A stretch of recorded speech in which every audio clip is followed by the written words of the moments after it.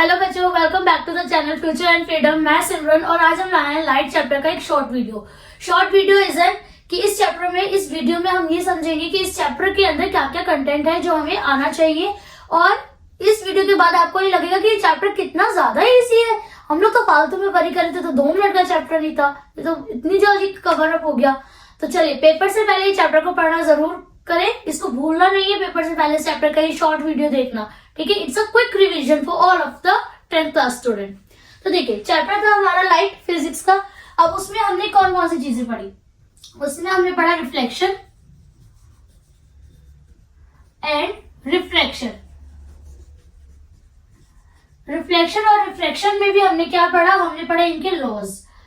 तो जो लॉज थे रिफ्लेक्शन का, तो फर्स्ट लॉ क्या कहता है कि जो एक प्लेन है, इंसिडेंट रे, नॉर्मल रे और रिफ्लेक्टेड रे, ये तीनों कहाँ लाए जाएंगे? सिंगल प्लेन पे, ठीक है। तो जो इंसिडेंट है, इंसिडेंट रे, रिफ्लेक्टेड रे and normal lie on the same plane, एक ही प्लेन पे लाई करेंगी। ये था फर्स्ट लॉ ऑफ रिफ्लेक्शन।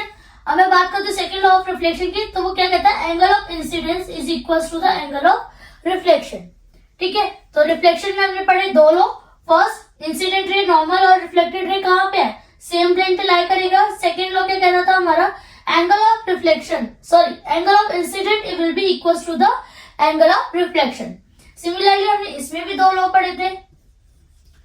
इसमें जो फर्स्ट लॉ था वो क्या था? सेम था कि जो इंसिडेंट है और जो रिफ्लेक्टेड है and normal lie on the same plane, lie on same plane, एक ही प्लेन पे लाई करेंगे, ठीक है। जैसे कि यहां से रे आई और ये आपका नॉर्मल था और यहां से निकल गई, तो इंसिडेंट रे, रिफ्लेक्टेड रे और normal, they will lie on a same plane. Second क्या था? सेकंड था हमारा Snell's law, which is saying sine of angle incident upon sine of angle refraction is equals to constant, ठीक है। और यही constant हमारा क्या था? Refractive index. तो यहां से हमारा एक और टॉपिक निकल कर आया था, रिफ्रैक्टिव इंडेक्स। तो रिफ्रैक्टिव इंडेक्स क्या था? Bending ability of a light, ठीक है, कि किसी ऑब्जेक्ट में जो लाइट है कितना बेंड हो पा रही है। तो बेंडिंग एबिलिटी जो थी वो था हमारा रिफ्रैक्टिव इंडेक्स। अगर मेरे को रिफ्रैक्टिव इंडेक्स निकालना है, ठीक है, इसको हम एन से डिनोट करते थे। तो अगर मेरे को N21 निकालना है, यानी सेकंड मीडियम में निकालना है विद रिस्पेक्ट टू मीडियम 1, तो मेरा फॉर्मूला क्या होता था? Velocity of light in medium second to 1 निकालना है ना। तो देखो 2 1 है तो आप 1 2 लिखोगे, ठीक है। Medium 1 to the velocity of light in medium 2, ये याद रखना है, ठीक है।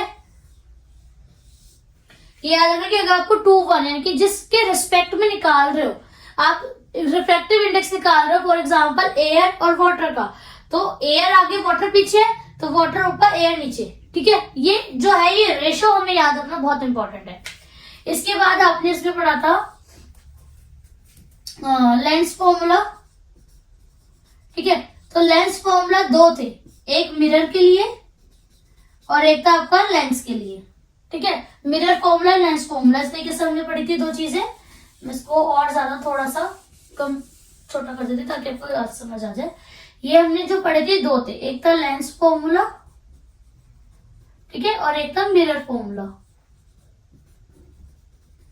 तो देखो लेंस फॉर्मूला, मिरर फॉर्मूला में क्या था? 1/f, 1/v, 1/u, same 1/f, 1/v, 1/u, लेकिन मिरर में प्लस और लेंस में माइनस। अब देखो ये ना सबके अपने अपने ट्रिक्स होते हैं याद करने के, तो मैं जो इसे याद करा मैं अपना बता देती हूँ और आप अपना कमेंट सेक्शन में बताना कि आपने क्या ट्रिक लगा के इसको रटा है, कैसे इसको याद करा है।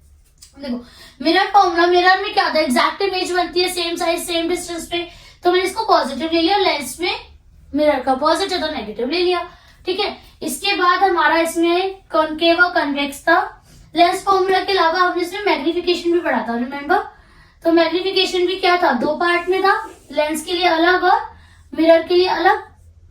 तो मैग्निफिकेशन में बीच में लिख देती हूँ, मैग्निफिकेशन ऊपर लेंस के लिए, नीचे मिरर के लिए। ठीक है, तो मैग्निफिकेशन का फॉर्मूला क्या था, MHI/HO। ये तो दोनों के लिए सेम था, चाहे मिरर हो चाहे लेंस हो।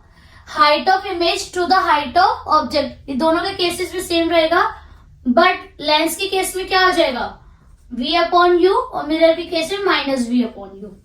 ठीक है, माइनस प्लस का आपको याद रखना पड़ेगा। ये सारा कंप्लीट होने के बाद हमारे पास इसमें दो चीजें और थी, विच वर लेंस पहले पढ़ लेते हैं। तो लेंस में हो गया हमारा कनकेव लेंस और convex lens, concave lens and convex lens. अब इसमें से अगर मैं लेंस की बात करूं तो हमारा कन्वेक्स लेंस क्या था, कन्वेक्स लेंस था मेरा कन्वर्जिंग, और कनकेव लेंस था मेरा डाइवर्जिंग। ठीक है, और मैं कंपेयर करती हुई चलूंगी ताकि आपको ना याद रखने में आसानी हो। जैसे लेंस था ना, ऐसे ही हमारे पास क्या थे, मिरर्स थे। तो अगर मैं बात करूं कनकेव मिरर की और कन्वेक्स मिरर की, जैसे हमने लेंसेज पढ़े थे हमारे, ऐसे ही हमने मिरर्स पढ़े थे। बट इसमें क्या है, इसमें कनकेव डाइवर्जिंग है, कन्वेक्स कन्वर्जिंग है। लेंस का अपोजिट हो जाता है मिरर में कनकेव कन्वर्जिंग हो जाता है। ठीक है, और कन्वेक्स आपका हो जाता है डाइवर्जिंग। Is it clear? इसके बाद भी हमने क्या पढ़ा था, हमने इनकी पढ़ी थी इमेज फॉर्मेशंस। तो जो कन्वेक्स होता है, जो कन्वर्जिंग है, वो क्या करेगा, वो हमेशा रियल एंड वर्चुअल इमेज बनाएगा। ठीक है, इसी तरह यहाँ पे भी ये क्या करेगा, रियल एंड वर्चुअल इमेजेस देगा आपको। ये आपको रियल वर्चुअल के साथ साथ इरेक्ट इमेजेस भी देंगे। ठीक है, real and virtual, inverted and erect and inverted, ये दोनों का केस है। कन्वेक्स लेंस का भी यही केस है और कनकेव मिरर का भी सेम केस है। ये आपको इरेक्ट एंड इन्वर्टेड इमेजेस भी दे देगा। बट अगर मैं बात करूं कनकेव लेंस और कन्वेक्स मिरर की, तो ये आपको रियल इमेजेस नहीं देंगे, रियल इमेज नहीं देंगे, ये आपको रियल इमेज नहीं देंगे, क्योंकि ये ना बहुत ट्रिकी करके आपसे एमसीक्यूज में या फिर कुछ भी एक्स्ट्रा जैसे वन वर्ड क्वेश्चंस वगैरह में, असर्शन रीजन में पूछ लेता है। ठीक है, तो ये चीजों को याद रखने की। रियल वर्चुअल इमेजेस कौन देते हैं, कन्वेक्स लेंस देते हैं, इरेक्ट इन्वर्टेड ये ऐसे चलता है ना हमारा, real and inverted, virtual and erect. तो कन्वेक्स लेंस जो कि कन्वर्जिंग है वो, और जो कनकेव मिरर कन्वर्जिंग है वो हमें रियल वर्चुअल दोनों इमेजेस देते हैं। बट कन्वेक्स मिरर और कनकेव लेंस ये हमें रियल इमेजेस नहीं देते। क्लियर? इसके बाद है इनके यूजेस। तो यूजेस में क्या लिखो, मिरर का मैं पहले बता देती हूँ। मिरर का यूज कहाँ कहाँ हम लोग करते हैं, मिरर का यूज हम करते हैं फ्लैश लाइट वगैरह में।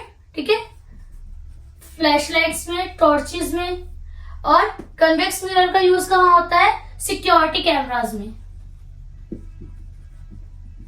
ठीक है, इसी तरह जो हमारे लेंसेज हैं, इनका भी क्या एक रोल है। लेंसेज का कहाँ यूज होता है, ये ऑप्टिकल पर्पस पे। लेंसेज का सबसे ज्यादा यूज कहाँ होता है, ऑप्टिकल पर्पस पे और टेलीस्कोप में। ठीक है, तो जो डाइवर्जिंग है वो हमारा ऑप्टिकल पर्पस पे यूज होता है, और जो कन्वर्जिंग है वो हमारा टेलीस्कोप वगैरह में यूज होता है।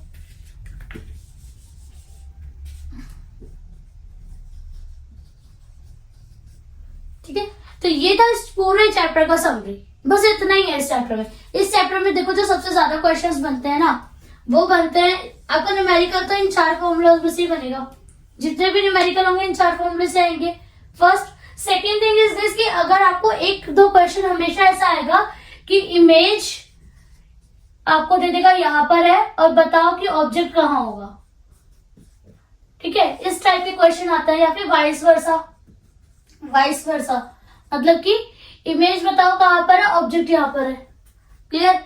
या फिर आपको एक केस स्टडी दे देगा, कुछ केस रिलेटेड दे देगा कि ऐसा ऐसा हुआ है, now you have to tell कि इसमें कौन सा लेंस या कौन सा मिरर यूज होना चाहिए था।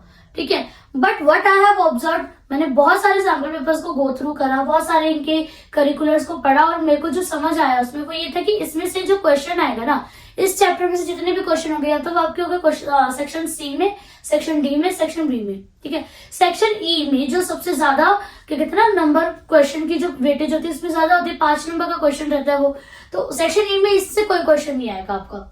सेक्शन ई में आएगा आपका इलेक्ट्रिक करंट वाले टॉपिक से, इलेक्ट्रिक करंट वाले चैप्टर से। तो ये था हमारा इस चैप्टर की समरी, ठीक है।